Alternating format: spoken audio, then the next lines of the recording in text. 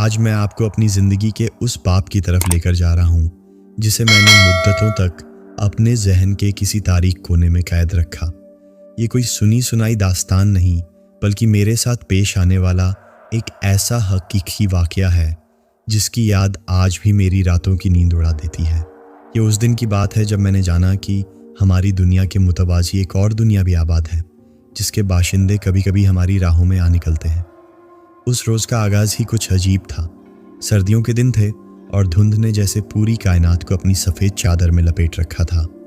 مجھے اپنے دوست امجد کے بھائی کی شادی میں شرکت کے لیے میراں پور گاؤں جانا تھا۔ میں صبح سویرے بس اڈے پہنچ گیا، اس امید پر کہ پہلی بس سے روانہ ہو کر دوپہر تک اپنی منزل پر ہوں گا، لیکن دھند اتنی شدید تھی کہ بس ڈرائیور نے گاڑی نکالنے سے صاف انکار کر دیا۔ گھنٹوں گزر گئے۔ صبح کے 7 بجے چلنے والی بس آخرکار 11 بجے کے قریب تب روانہ ہوئی جب چند مزید مسافر آ گئے اور دھند کی شدت میں ہلکی سی کمی واقع ہوئی۔ بس کا سفر بھی کچھ خاص خوشگوار نہ تھا۔ بس اپنی پوری رفتار سے نہیں چل پا رہی تھی اور ہر تھوڑی دیر بعد بریکوں کی چرچراہٹ سنائی دیتی۔ اندر کا ماحول گرم اور حبس زدہ تھا، جبکہ باہر کی دنیا دھند میں تیل ہو چکی تھی۔ جب میں روپ نگر کے بس سٹاپ پر اترا تو شام گہری ہو رہی تھی۔ بس کے گرم ماحول سے نکلتے ہی ایک ایسی یکبستہ کاٹ کھانے والی ہوا نے میرا استقبال کیا کہ میرے جسم کا رواں رواں کھڑا ہو گیا۔ ایسا لگا جیسے کسی نے برف کا پورا تودہ میری روح پر الٹ دیا ہو۔ کنڈکٹر نے میرا بھاری بیگ میرے قدموں میں رکھا، دروازے سے اندر چڑھا اور بس ایک گہری گھنگرج کے ساتھ دھند میں گم ہو گئی۔ میں نے اس کی دور جاتی سرخ بتیوں کو تب تک دیکھا جب تک وہ مکمل طور پر نظروں سے اوجھل نہیں ہو گئی۔ اب میں وہاں اکیلا تھا۔ وہ سٹاپ کم اور ویرانہ زیادہ لگ رہا تھا۔ 2 بند جھنگالودہ شٹروں والی دکانیں اور ایک ویران سا چبوترا۔ میرے سوا وہاں کوئی آدمزاد نہ تھا۔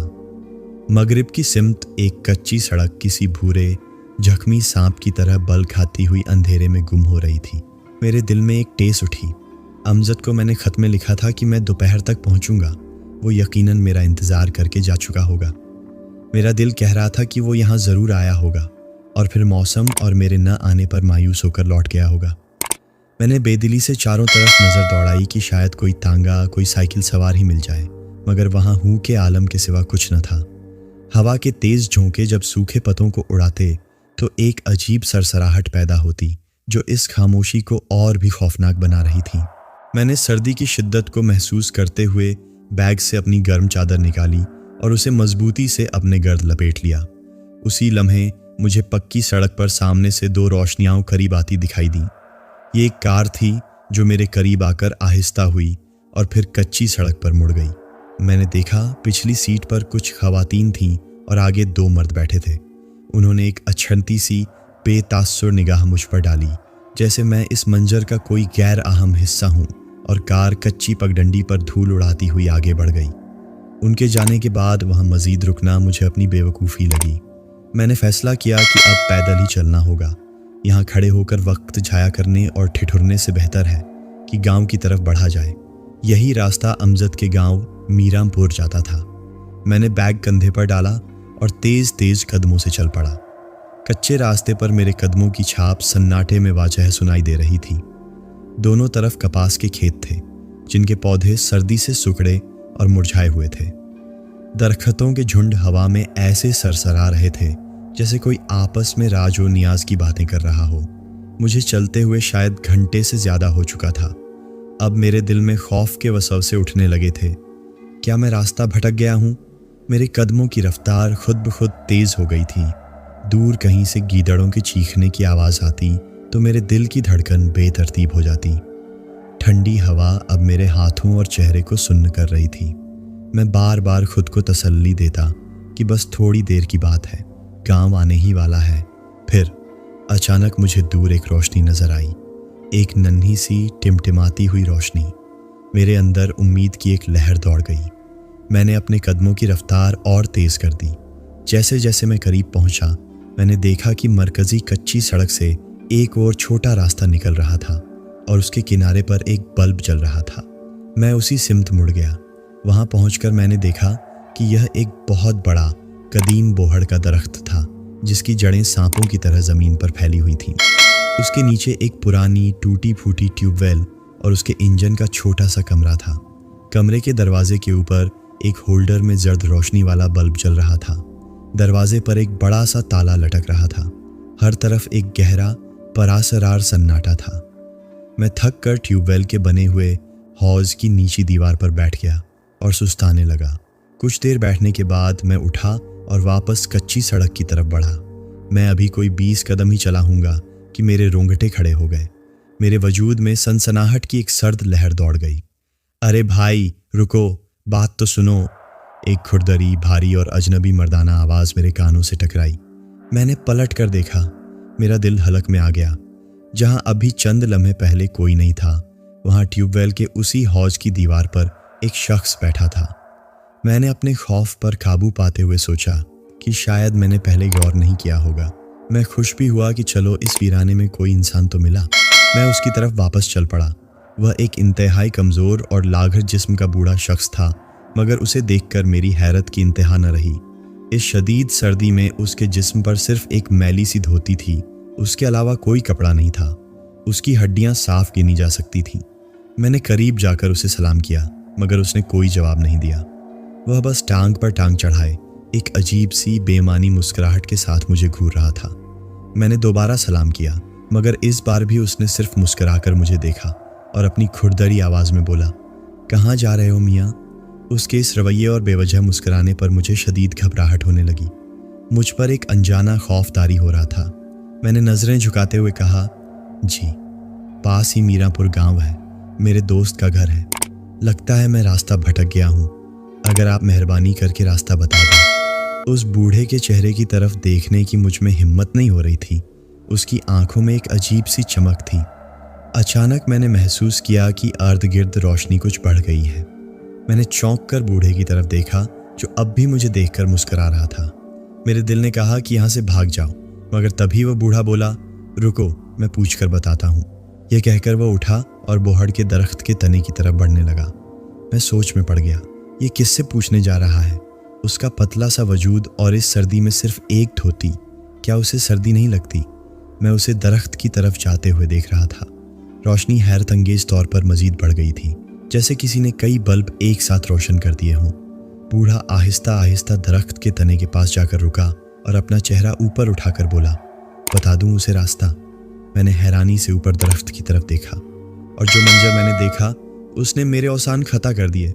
मेरी आंखें फटी की फटी रह गईं।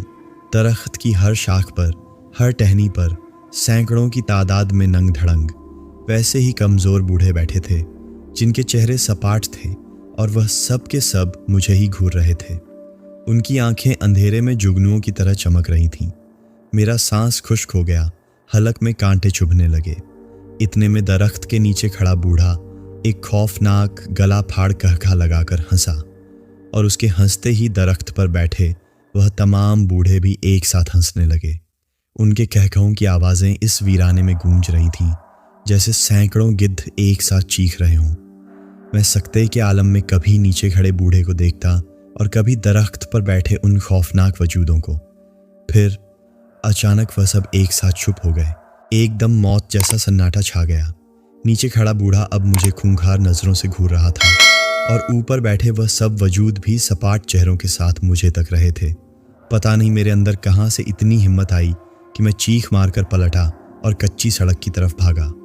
मैं दीवानों की तरह भागने लगा। अपना बैग, अपनी चादर, सब कुछ वहीं भूल आया था। मैं बस सरपट भागे जा रहा था। मैं भाग रहा था, अंधाधुंध बेतहाशा भाग रहा था। मेरे पीछे क्या था मुझे नहीं मालूम, लेकिन मेरे जहन पर वह सैकड़ों घूरती हुई आंखें और वह खौफनाक कहके सवार थे। मेरा सांस धौंकनी की तरह चल रहा था। सीने में दर्द की टेसें उठ रही थीं, लेकिन रुकने का ख्याल भी मौत के बराबर था।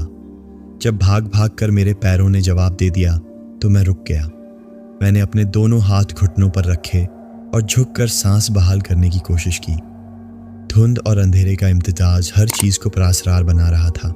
अचानक मेरे कानों में एक मानूस सी आवाज़ आई, ठन ठन ठन, जैसे पालतू जानवरों के गले में बंधी घंटी बज रही हो।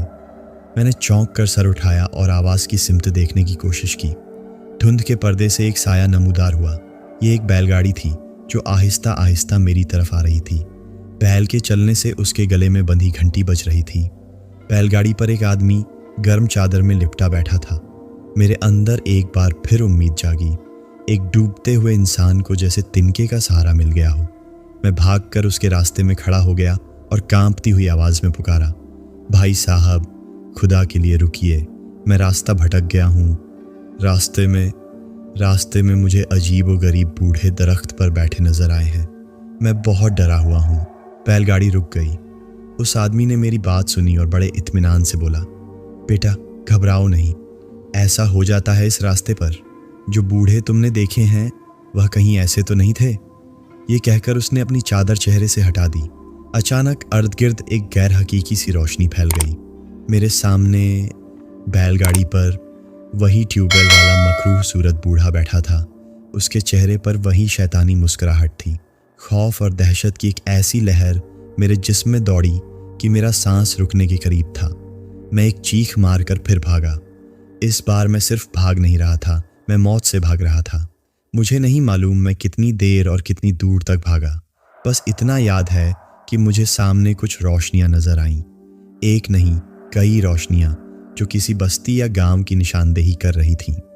मैंने अपनी बची खुची हिम्मत जमा की और उसी सिमत दौड़ना शुरू कर दिया। ये वाकई एक बस्ती थी जो काफ़ी बड़ी लग रही थी। मैं उसकी गलियों में दाखिल हो गया, लेकिन रात के उस पहर हर तरफ वीरानी थी। मैं भागता हुआ एक चौक में पहुंचकर रुक गया। मेरा पूरा जिस्म पसीने में शराबोर था, हालांकि सर्दी हड्डियों के अंदर तक उतर रही थी। मुझे यकीन हो गया कि मैं अमजद के गांव पहुंच चुका हूं। उसी लम्हे मेरे कानों में सीटी बजने की आवाज़ आई और उसके साथ ही एक बुलंद आवाज़ गूंजी, जागते रहना भाइयों, और फिर लाठी के ज़मीन पर लगने की ठक ठक की आवाज़। मैं समझ गया कि यह बस्ती का चौकीदार है। मैंने आवाज़ की सिमत दौड़ लगा दी।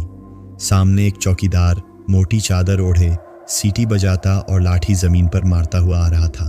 मैं भागकर उस तक पहुंचा और हाँफते हुए कहा, चौकीदार साहब रुकिए, मैं अमजद का मेहमान हूँ, उसका घर कहाँ है? चौकीदार मेरी आवाज़ सुनकर रुक गया। उसने मेरी तरफ देखा और बोला, खैरियत तो है नौजवान, तुम इतने घबराए हुए क्यों हो? लगता है किसी बुरी बला से सामना हुआ है। मैंने टूटी फूटी आवाज़ में कहा, मत पूछिए आज रास्ते में क्या हुआ। मुझे अजीब से बूढ़े नज़र आए हैं, बस मेहरबानी करके मुझे अमजद के घर का रास्ता बता दीजिए। चौकीदार ने मेरी बात गौर से सुनी, एक लम्हे को खामोश रहा और फिर उसने अपना मुंह ऊपर उठाया और बुलंद आवाज़ में कहा, क्या ख्याल है, बता दूं उसे रास्ता?